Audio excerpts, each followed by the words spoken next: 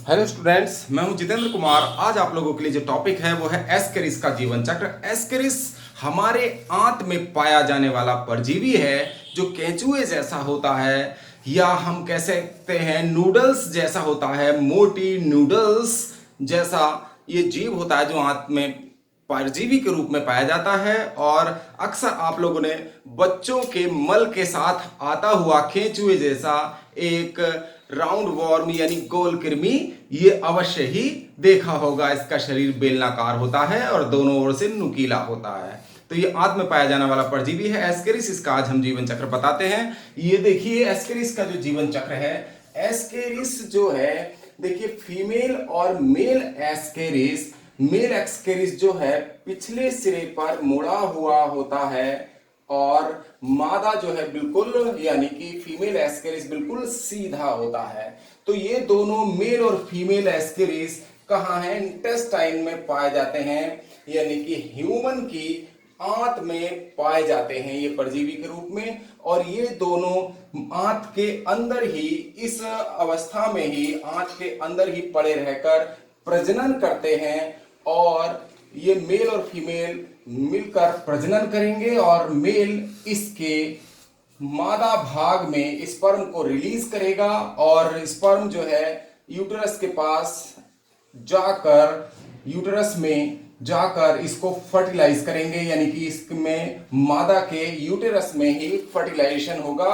और फर्टिलाइजेशन के बाद एग और स्पर्म दोनों मिलकर क्या बनाते हैं? फर्टिलाइज्ड एग बनाते हैं, या इसे जाइगोट भी कहते हैं। मेल और फीमेल गैमेट मिलकर जाइगोट का ही निर्माण करते हैं। देखिए निषेचन से पहले जब ये फीमेल एग रिलीज करती है तो ये एग सेमी परमिएबल होता है। इसकी जो बाहरी झिल्ली होती है वो अर्ध पारगम्य होती है। अगर हम इसको शुगर सॉल्यूशन में डालें तो इसका जो अंदर का जीव द्रव्य है वो बाहर निकल कर आ सकता है, अगर हम शुगर सॉल्यूशन में डाल दें तब। लेकिन जब फर्टिलाइजेशन हो जाता है तो फर्टिलाइजेशन के बाद इस पर 3 परतें बन जाती हैं और सबसे बाहरी एक काइटिन की सुरक्षात्मक लेयर बन जाती है, जिसे काइटिन का खोल या काइटिनस शेल कहते हैं। और इसके अंदर सबसे अंदर का जो पदार्थ है, जीव द्रव्य है, वो ग्लाइकोसाइड कहलाता है। देखिए जो फर्टिलाइज्ड एग हैं ये मल के साथ क्या होता है, शरीर से बाहर आ जाते हैं। और बाहर आने के बाद ये जो फर्टिलाइज्ड एग होंगे, ये निषेचित अंडे होंगे, ये बच्चों में मिट्टी में खेलने के कारण, गंदे हाथों में मिट्टी में पड़े रहते हैं, ये सालों साल पड़े रहते हैं, इन पर कोई फर्क नहीं पड़ता। और दूषित भोजन के साथ, दूषित जल के साथ, या दूषित या संक्रमित वेजिटेबल्स यानी कि सब्जियों के साथ हमारे शरीर में प्रवेश कर जाते हैं। तो उसके बाद जब ये शरीर में प्रवेश कर जाते हैं तो वहां क्या होता है, इसमें क्लीवेज होता है। और क्लीवेज से ब्लेस्टुला और गैस्ट्रुला अवस्थाएं बनने के बाद रैबिडिटोइड लार्वा बनता है। और ये रैबिडिटोइड लार्वा जो है एस्केरिस की संक्रामक अवस्था होती है। रैबिडिटोइड लार्वा, ध्यान रखिएगा, इसकी संक्रामक अवस्था है। और इसका निर्माण ड्यूडिनम में, ये ड्यूडिनम में पहुंचता है भोजन के द्वारा। जब पेट से ड्यूडिनम में पहुंचेगा ग्रहणी में, और 12 से 14 दिन में क्या होगा, रैबिडिटोइड लार्वा बनेगा। और ये लार्वा क्या होता है, बाहर आ जाता है।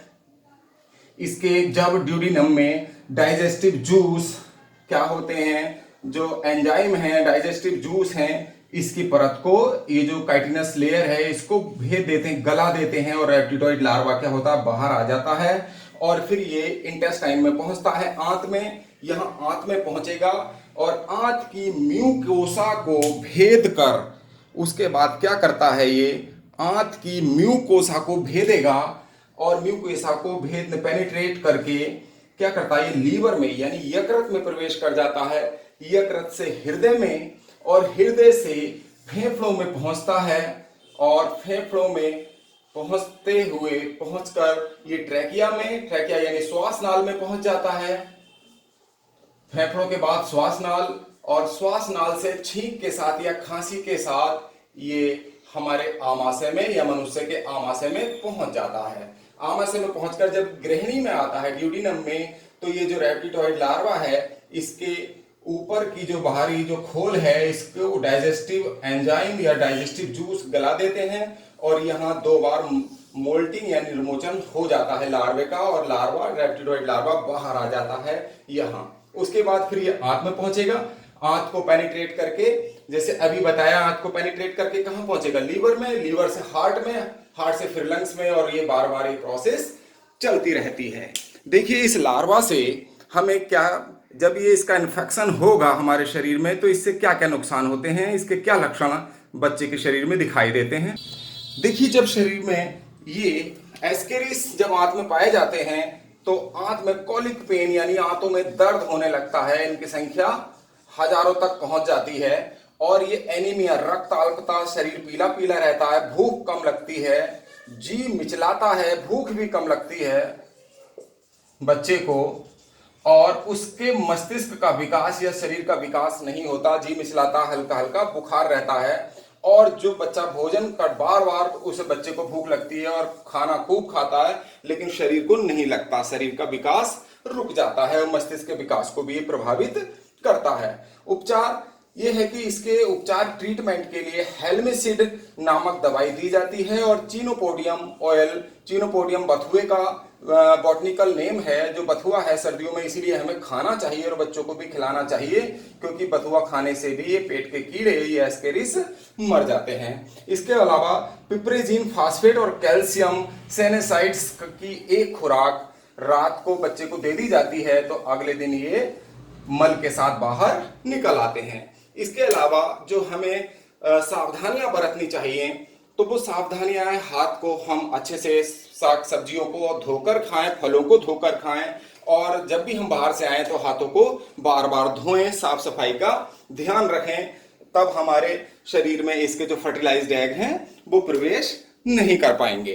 अब देखिए एक बात और, इसकी जो मादा है एस्केरिस की, वो अपने जीवन काल में 21 लाख से 2.7 करोड़ अंडे दे देती है, और प्रतिदिन का जो औसत है इसका 15 से 20 हजार अंडे प्रतिदिन बैठता है। और इसके अंडे का साइज जो है वो क्या है, 90 से 40 माइक्रोन, 90 गुणा 40 माइक्रोन होता है, और ये मल के साथ ही शरीर से बाहर आ जाते हैं। ये हुआ एस्केरिस का जीवन चक्र कंप्लीट। आपको टॉपिक कैसा लगा कमेंट बॉक्स में जाकर कमेंट करिए, लाइक और शेयर कीजिए, और जिन स्टूडेंट्स ने हमारे चैनल को अभी सब्सक्राइब नहीं किया है वो आज ही सब्सक्राइब कर लें और बेल आइकन का बटन भी दबा दें, जिससे कि आने वाले वीडियोस की नोटिफिकेशन आपको समय से मिलती रहे। आपका बहुत बहुत धन्यवाद, आपका मंगल हो।